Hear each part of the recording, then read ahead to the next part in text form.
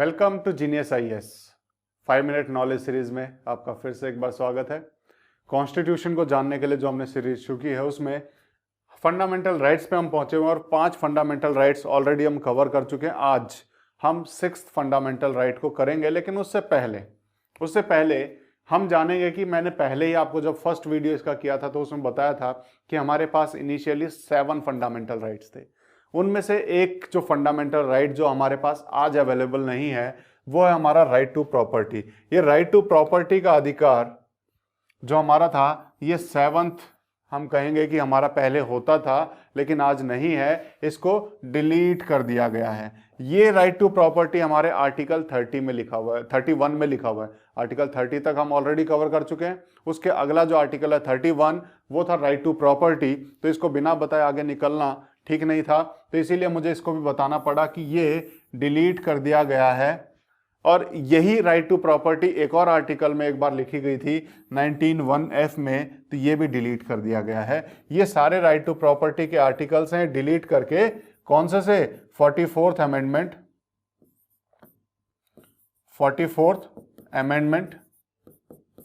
1978 इस अमेंडमेंट के द्वारा इस आर्टिकल को डिलीट कर दिया गया, जो कि आर्टिकल 31 में था। लेकिन डिलीट कर दिया, क्या हमारे पास अब कोई राइट टू प्रॉपर्टी नहीं है? है, अभी भी है। अब ये राइट टू प्रॉपर्टी हमारे आर्टिकल 300A में लिख दिया गया है। यहां से उठा के 300A में लिख दिया, तो इससे क्या फर्क पड़ा?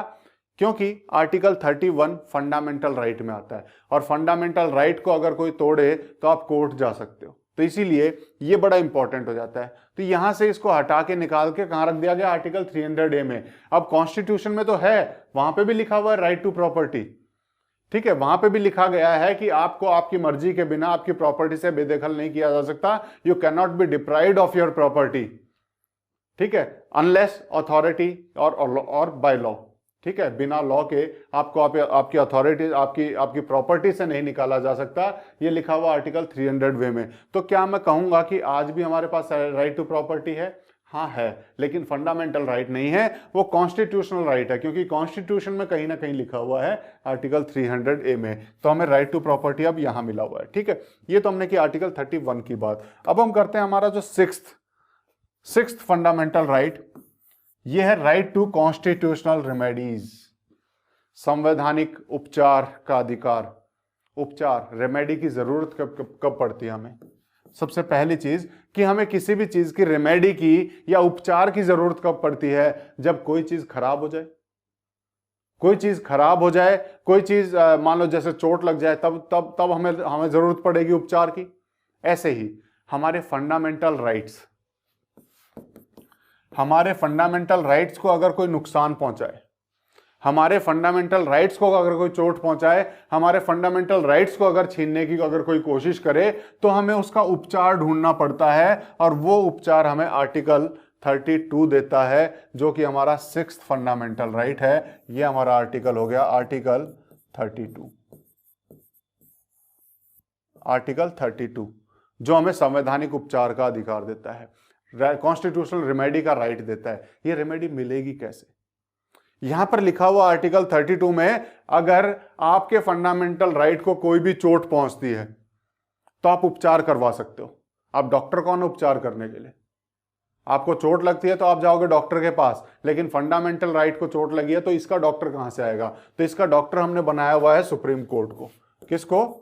सुप्रीम कोर्ट को। कि सुप्रीम कोर्ट के पास आप जाओ, सुप्रीम कोर्ट के पास आप जाओ, अगर आपका कोई भी फंडामेंटल राइट वायलेट होता है तो आप किसके पास जा सकते हो? डायरेक्ट सुप्रीम कोर्ट के पास जा सकते हो कि डॉक्टर साहब हमारा ये फंडामेंटल राइट वायलेट हो गया, ठीक है। वैसे हम बता रहा हूं कि चोट लग जाए तो हम डॉक्टर साहब बोलते हैं, वैसे सुप्रीम कोर्ट में आप जाओगे और अपने इस फंडामेंटल राइट के लिए अपना राइट को वापस मांगो कि ये मेरा अधिकार है और ये अधिकार मुझे वापस दिया जाए। और ये अधिकार हमें कहां से मिला? आर्टिकल 32 से, जो खुद एक फंडामेंटल राइट है। यानी सरकार चाह के भी इसको भी नहीं छीन सकती। कि ऐसा नहीं है कि आप ये अगर मान लो 32 को ही डिलीट कर दिया जाए, तब आप किसके पास जाओगे? आर्टिकल 32 को अमेंड करके डिलीट कर दिया जाए तब किसके पास जाओगे? आर्टिकल 32 को डिलीट ना किया जाए, इसीलिए हमने इसको भी खुद एक फंडामेंटल राइट बनाया हुआ है। आर्टिकल 32 को या राइट टू कॉन्स्टिट्यूशनल रेमेडी खुद भी अपने आप में एक फंडामेंटल राइट है, इसीलिए बड़ा इंपॉर्टेंट हो जाता है। और ये राइट किसको दिया हुआ है? सुप्रीम कोर्ट को, कि अगर किसी का फंडामेंटल राइट वायलेट होता है वो आपके पास आएगा मांगने के लिए कि मुझे मेरे फंडामेंटल राइट वापस दिलवाओ, और आपको देना पड़ेगा, क्योंकि आपको अधिकार, ये अधिकार है उनका, और कॉन्स्टिट्यूशन बोलता है कि ये कॉन्स्टिट्यूशनल रेमेडी आपको करनी पड़ेगी, ये उपचार आपको करना पड़ेगा। इसीलिए सुप्रीम कोर्ट को हम बोलते हैं defender and guarantor of fundamental rights. इसीलिए सुप्रीम कोर्ट को defender and guarantor of fundamental rights भी बोला जाता है। और अगर ये राइट ना हो, फिर किसी राइट की कोई अहमियत नहीं रह जाती, किसी भी राइट को कभी भी छीना जा सकता है। इसीलिए डॉक्टर बी.आर. अंबेडकर ने जब कॉन्स्टिट्यूशन लिखा था तो इस राइट को, आर्टिकल 32 को बोला था heart and soul of the constitution. ये हमारे कॉन्स्टिट्यूशन का हार्ट एंड सोल है। अगर ये नहीं तो किसी के पास कोई राइट मिलने का कोई वजूद ही नहीं रहेगा। तो इसीलिए ये जरूरी आता है। अब सवाल आता है कि ये उपचार करेगा कैसे? सुप्रीम कोर्ट उपचार करेगा कैसे? सुप्रीम कोर्ट इसकी रेमेडीज करेगा कैसे? तो इसका उपचार करने के लिए, हमारे फंडामेंटल राइट हमें वापस दिलाने के लिए सुप्रीम कोर्ट को कुछ स्पेशल पावर दी गई हैं। उन पावर्स को हम बोलते हैं रिट्स। सुप्रीम कोर्ट को ऑर्डर देने की कुछ पावर्स हैं। हमारे फंडामेंटल राइट हमें वापस दिलाने के लिए सुप्रीम कोर्ट को ऑर्डर देने के कुछ पावर्स हैं, उन्हें हम बोलते हैं रिट्स। और ये रिट्स कहां से मिली इसे? आर्टिकल 32 से। ये याद रखना, ये रिट्स कहां से मिली? आर्टिकल 32 से। रिट्स क्या है? एक टाइप ऑफ इंस्ट्रक्शंस होते हैं, ऑर्डर होते हैं जो सुप्रीम कोर्ट से आते हैं, उसे हम रिट्स बोलते हैं। और ये ऑर्डर देने की पावर आर्टिकल 32 से सुप्रीम कोर्ट को मिली है कि अगर किसी का फंडामेंटल राइट वायलेट होता है तो आप ये ऑर्डर इशू करो। ये ऑर्डर अगर हम देखें, ये 5 तरह के होते हैं। इनको एक एक को समझना बड़ा जरूरी है। पहला क्या है? मैं आपको सिर्फ ब्रीफ इंस्ट्रक्शंस देते जाऊंगा। पहला है हैबियस कॉर्पस। और इसका मतलब क्या होता है? To have the body of. इसका मतलब क्या है कि मान लो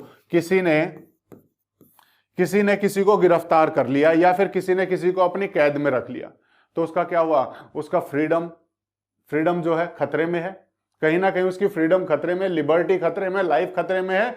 तो उस टाइम पे सुप्रीम कोर्ट कौन सी रिट इशू करेगा? उस टाइम पे सुप्रीम कोर्ट इशू करेगा हैबियस कॉर्पस। कौन सी रिट? Habeas corpus. और हैबियस कॉर्पस जिस भी रिट के ऊपर होगा तो उसका मतलब होता है to have the body of, कि मुझे इसको मेरे सामने पेश करो। यानी जिसको भी बंदी बनाया गया है, जिसको भी गिरफ्तार किया गया, उसको मेरे सामने पेश करो कि उसकी लाइफ और लिबर्टी क्यों छीनी गई है, मैं पूछूंगा। अगर वैलिड है तो ठीक है, नहीं तो उसको आजाद करना पड़ेगा। तो ये है हमारा to have the body of, कि उसको मेरे सामने पेश करो जिसको भी बंदी बनाया गया है। तो हैबियस कॉर्पस इस केस में होता है। सेकंड है मैंडेमस का मतलब होता है वी कमांड, कि हम ऑर्डर देते हैं, हम कमांड करते हैं। लेकिन ये ऑर्डर देने की मजबूरी क्यों पड़ी? सुप्रीम कोर्ट क्यों ऑर्डर दे रहा है?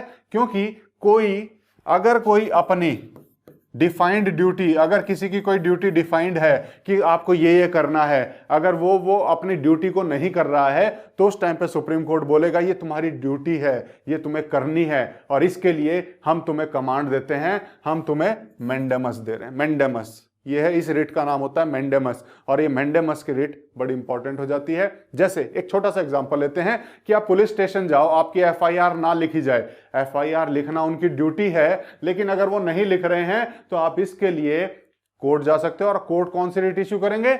मैंडेमस। और रिट इशू करने की पावर सिर्फ और सिर्फ सुप्रीम कोर्ट और हाई कोर्ट के पास है अभी तक, ये ध्यान रखना। इसको किसी और कोर्ट को भी दिया जा सकता है पार्लियामेंट के द्वारा, लेकिन अभी सिर्फ हाई कोर्ट और सुप्रीम कोर्ट रिट इशू कर सकते हैं। सुप्रीम कोर्ट करेगा आर्टिकल 226 के अंदर, और हाई कोर्ट करता है सुप्रीम कोर्ट करेगा आर्टिकल 32 के अंदर, और हाई कोर्ट करेगा 226 के अंदर। ये मैं सुप्रीम कोर्ट को बता रहा हूं, ठीक है। सुप्रीम कोर्ट सिर्फ और सिर्फ फंडामेंटल राइट वायलेट होता है तब रिट इशू करता है, हाई कोर्ट किसी भी चीज के लिए कर सकता है। तो ये मैंडेमस किस लिए? अगर किसी को कोई ड्यूटी बताई गई है, वो ड्यूटी करने से मना कर दे, तो सुप्रीम कोर्ट बोलेगा ये तुम्हारी ड्यूटी है, तुम करो। क्यों करो? क्योंकि हम कमांड कर रहे हैं, हम तुम्हें ऑर्डर दे रहे हैं, ठीक है। फिर अगला है प्रोहिबिशन है टू फॉरबिड, किसी को किसी काम को करने से रोकने के लिए। ध्यान रखना, ये प्रोहिबिशन और सर्चियोररी, ये दोनों रिट्स जो हैं, प्रोहिबिशन, सर्चियोररी, ये दोनों रिट्स जुडिशियल सिस्टम के लिए हैं। कहां पर? अपने से छोटे कोर्ट्स को ये सुप्रीम कोर्ट रिट्स इशू कर सकता है। पहला है प्रोहिबिशन। प्रोहिबिशन यानी किसी काम को रोकने के लिए। ध्यान करो, मैंडेमस में हमने बोला किसी काम को करने के लिए ये ऑर्डर दिया जा रहा है, लेकिन अब सुप्रीम कोर्ट दे रहा है किसी काम को रोकने के लिए। किसके लिए? To forbid. और किस काम को रोकने के लिए? कि मान लो कोई कोर्ट, हर कोर्ट की अपनी एक लिमिट होती है, हर एक कोर्ट की अपनी एक लिमिट होती है कि वो किस लेवल तक की सजा दे सकता है, किस लेवल तक की सुनवाई कर सकता है। अगर किसी को लगता है कि कोई कोर्ट अपनी लिमिट से बाहर जाके काम कर रहा है, तो उस टाइम पे सुप्रीम कोर्ट उसको कौन सी रिट इशू करेगा? प्रोहिबिशन करेगा। प्रोहिबिशन करेगा कि रुको, ये तुम्हारी लिमिट के बाहर की चीज है, ये तुम्हें नहीं करनी है, ये तुम अपने से ऊपर वाले कोर्ट को भेजो। ठीक है, तो कहीं ना कहीं रुकने के लिए बात की, ये प्रोहिबिशन है। अगला है सर्शियोररी। ये कौन सी रिट है? ये वो ऑर्डर्स हैं, ये वो रिट्स हैं सर्शियोररी कि जहां पर किसी कोर्ट ने कोई ऑर्डर दे दिया है तो उस टाइम पे सुप्रीम कोर्ट उसको सर्टिफाई करता है, वेरीफाई करता है। तो सर्शियोररी का मतलब होता है टू सर्टिफाई। वो सर्टिफाई करता है कि इसने जो ये ऑर्डर दिए हुए हैं ये अपनी लिमिट में रह के दिए हैं, और अगर कोई गलत है तो हम इसको सही करेंगे। ठीक है, तो ये सर्टिफिकेट है सुप्रीम कोर्ट का कि ठीक है, इसने जो दिए हैं मेरे पास भेजो, मैं इसे सर्टिफाई करूंगा। जो भी ऑर्डर अगर किसी ने भी दिए हैं कोर्ट ने, छोटे कोर्ट ने, तो सुप्रीम कोर्ट क्या बोलेगा? अपने ऑर्डर्स मेरे पास भेजो, मैं सर्टिफाई करूंगा कि तुमने ये काम सही किया है या गलत किया है। तो ये होता है सर्शियोररी। और लास्ट होता है को वारंटो। और को वारंटो का मतलब होता है बाय व्हाट वारंट, कि किस वारंट से, किस हैसियत से, बाय व्हाट वारंट। इसका बाय व्हाट वारंट मतलब यहां पर क्वेश्चन पूछता है कि किस अथॉरिटी से आप ये काम कर रहे हो। मान लो अगर कोई अपने ऑफिस का दुरुपयोग कर रहा है तो उसको ये पूछा जा सकता है कि तुम्हारे पास तो इसकी अथॉरिटी नहीं है, तो तुम किस अथॉरिटी से अपने इस ऑफिस का यूज कर रहे हो। यानी ऑफिस का दुरुपयोग अगर हो रहा है तो उस टाइम पे को वारंटो इशू किया जा सकता है सुप्रीम कोर्ट के द्वारा कि किस अथॉरिटी से तुम ये कर रहे हो, क्या वारंट है तुम्हारे पास। तो ये सारी सुप्रीम कोर्ट की पावर्स हैं जो हमने पढ़ी। और ये आर्टिकल 32 हमारा सिक्स्थ फंडामेंटल राइट ये भी खत्म होता है। तो ये आज का वीडियो भी हम यहीं तक रखते हैं। और ये फंडामेंटल राइट के कुछ एक आर्टिकल्स और हैं जो फंडामेंटल राइट का पार्ट नहीं है लेकिन आते पार्ट 3 में ही हैं, उनको हम अगली वीडियो में डिस्कस करेंगे। तो आज की वीडियो हम यहीं करते हैं। किसी को कोई भी डाउट हो तो हमें कमेंट करके पूछ सकता है। तो हमारी वीडियोज अगर आपको पसंद आ रही हैं तो लाइक शेयर सब्सक्राइब करना ना भूलें। Thank you, take care, bye bye.